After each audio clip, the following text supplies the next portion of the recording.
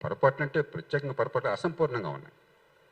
అసంపూర్ణంగా ఉన్న వాటిని వెలికి తీసి దానికి నిర్దిష్టమైన పరిష్కారం ఇంక మళ్ళీ ఆలోచించక్కర్లా, ఇలా పెట్టండి అని చెప్పి. అందుకంటే చట్టంలో ఏముందంటే 2 ఏళ్ల లోపల చట్టంలో ఉన్న ఇబ్బందులు ఉంటే తొలగించడం కోసం బై నోటిఫికేషన్, మళ్ళీ చట్టం చేయకుండా బై నోటిఫికేషన్ ఈ మార్పులు తేవచ్చని ఉంది.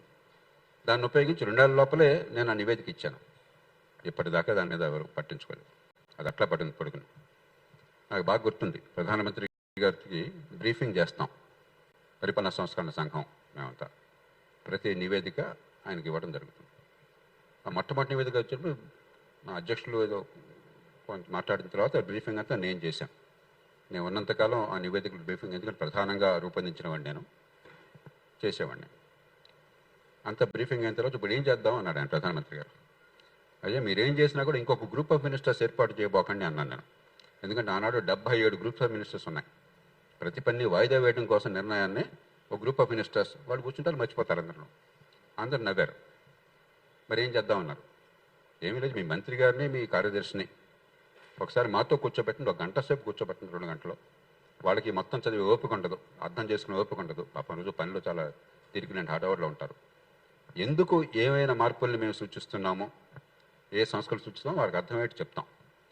మేము సూచించే 20 ఉంటే 20 మీరు చేయక్కర్లా, ప్రభుత్వంలో ఉన్న మీరు దానిలో ఏ 7 బాగున్నాయి వెంటనే చేయడానికి సాధ్యమైనవి చేద్దాం అనుకుంటే 7 చేసేద్దాం, జాప్యం వద్దని చెప్పంటే నా ఎదురుగా ఆయన ఆ మంత్రి గారిని ఆ కార్యదర్శిని ఆదేశించారు. ఇప్పటిదాకా ఆ పని జరగల. అంటే ప్రభుత్వాల్లో చాలా సులభమైన పనులు జరగడానికి కొన్ని దశాబ్దాలు పడుతున్న ఉదాహరణ. ఎట్టకేలకు ఒక మంచి చట్టం వచ్చింది, కొన్ని చిన్న చిన్న పొరపాట్లు ఉన్నా కూడా. ఇందాక చెప్పాను, అద్భుతాలు జరగవు ఈ చట్టాల వల్ల, కానీ ఒక మార్గం దొరుకుతుంది, కొంతమేరకు మంచి జరుగుతుంది. ఇవాళ చేస్తున్న ప్రయత్నం ఏంటంటే, మీరు చేసిన ప్రయత్నం నాకు ఉపయోగపడాలి, నేను చేసిన మరొకరు ఉపయోగపడాలి. అలా కాకుండా ఎవరికి వాళ్ళే అయితే చట్టం ఎంత బలంగా ఉన్నా కూడా పాడిందే పాటరా పాచిపడ్డ దాసరా మళ్ళీ మళ్ళీ ప్రయత్నం చేయాల్సి వస్తుంది. కాబట్టి టెక్నాలజీ అందుబాటులో ఉంది కాబట్టి రైట్ టు ఇన్ఫర్మేషన్ చట్టం కింద వచ్చినటువంటి సమాచారం మొత్తాన్ని అందరికీ అందుబాటులో ఉంచినట్టయితే, ముఖ్యంగా సమాజానికి పనికొచ్చే సమాచారం, వ్యక్తిగత సమాచారం మనకు పెద్ద అక్కర్లేదు. అప్పుడు మళ్ళీ మీరంతా ప్రయాసపడాల్సిన అవసరం లేకుండా ఈ మొత్తాన్ని ఉపయోగించుకోవచ్చు. మంచి ఆలోచన, నేను మనసారా అభినందిస్తున్నాను. ఎందుకంటే ఈ క్రౌడ్ సోర్సింగ్ ఎప్పుడైతే నాలెడ్జ్ ఉన్నదో, ఒకరినొకరు పంచుకోవటం ఉంటుందో, మనకి మరింతగా పారదర్శకత పెరిగి ఎక్కడో ఒకళ్ళు ఏదో ఒక అంశం మీద గట్టిగా పట్టుబడతారు, ఇది మారాలి అని చెప్పండి, వాళ్ళు నిలబడతారు. ఆ మార్పుకి నాంది పలుకుతుంది. 2G స్పెక్ట్రంలో ఉన్నటువంటి రుసుకులు బయటపడింది రైట్ టు ఇన్ఫర్మేషన్ చట్టం ద్వారానే. అలాగే బ్రిటన్లో ఒక 10 ఏళ్ల క్రితం పార్లమెంట్లో 120 మంది సభ్యులు వాళ్ళ సభ్యత్వాన్ని కోల్పోవాల్సి వచ్చింది, మళ్ళీ ఎన్నికల్లో పోటీ చేయలేకపోయినారు. చిన్న చిన్న తప్పులు చేశారు, వాళ్ళు పెద్ద తప్పులు చేయలే. వాళ్ళేం పెద్ద లంచాలు, మనలాగా ఈ లంచాలు గొడవలు అక్కడ ఉండవు పాపం. వాళ్ళు ఇంకా అమాయకులు, ఇంకా నేర్చుకోవాలి మన దగ్గర, మనలాంటి వాళ్ళ దగ్గర నుంచి. చిన్న తప్పులు చేశారు.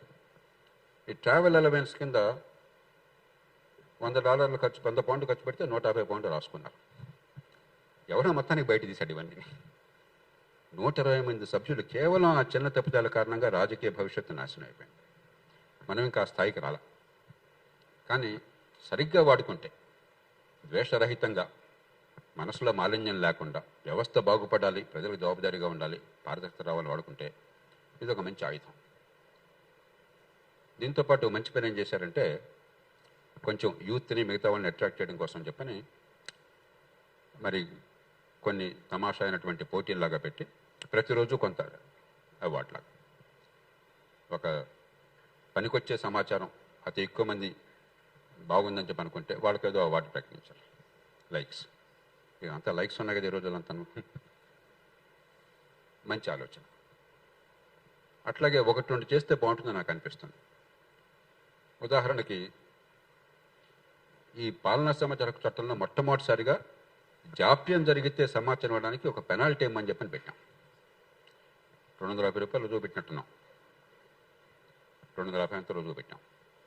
ఆ పెనాల్టీ ఎవరు పొందారు, ఎంత పొందారు, అది ప్రకటించి కొంచెం ఇన్స్పైర్ చేసామనుకోండి, మనం కనుక హక్కుగా కనుక సాధించే ప్రయత్నం చేస్తే ఆ పెనాల్టీలు బయటపడితే, ఎక్కువ పెనాల్టీ ఉన్న వాళ్ళకి మనకు అవార్డులో ప్రకటిస్తే కొంచెం అదొకటి చేయొచ్చు. బట్ నా దృష్టిలో పాలనా సమాచారకుకి ప్రాణం మనం సమాచారాన్ని కోరితే వాళ్ళు ఇవ్వడం కాదు, సెక్షన్ 4 ప్రోయాక్టివ్ డిస్క్లోజర్స్. అంటే ప్రతి శాఖ, ప్రతి ప్రభుత్వ కార్యాలయం ప్రోయాక్టివ్గా వాళ్ళంతట వాళ్ళు ప్రజల ముందు సమాచారాన్ని పెట్టాలి.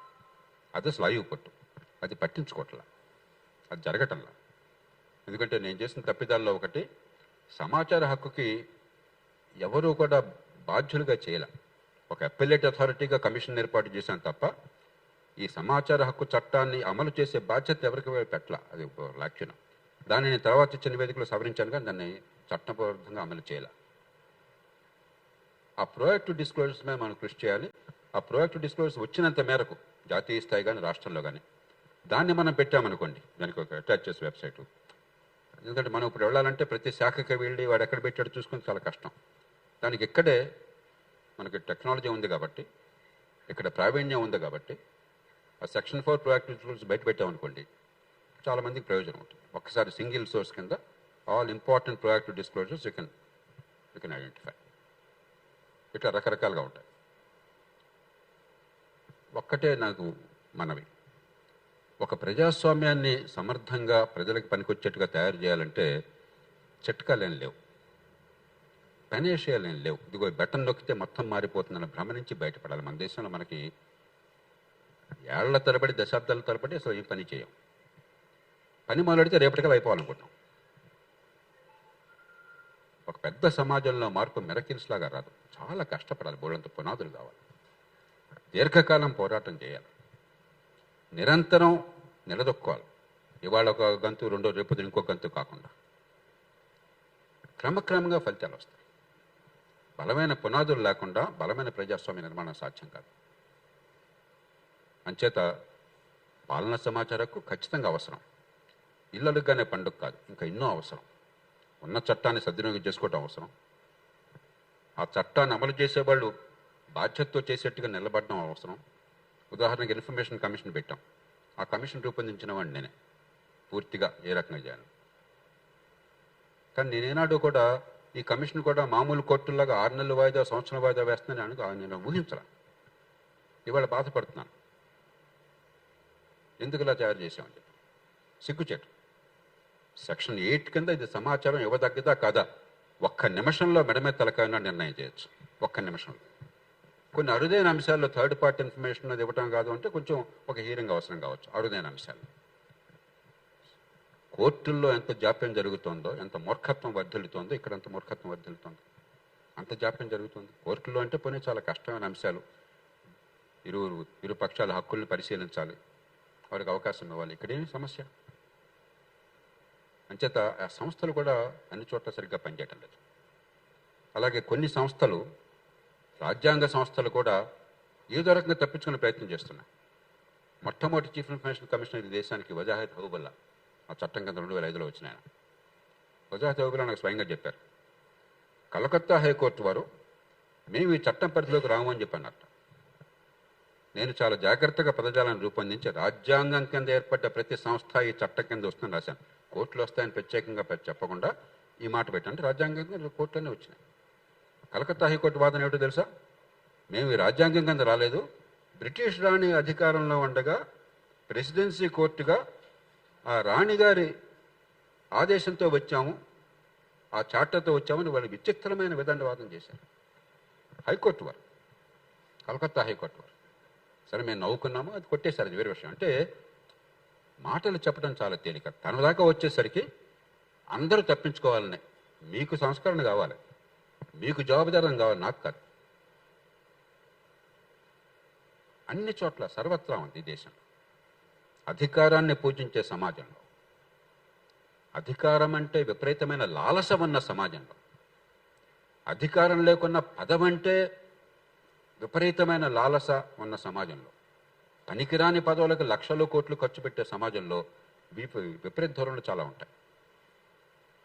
కాబట్టి సమాజం కూడా మేలుకోవాలి ఈ మూర్ఖత్వం నుంచి. ఎవ్వరూ కూడా స్వయంభులు కాదు.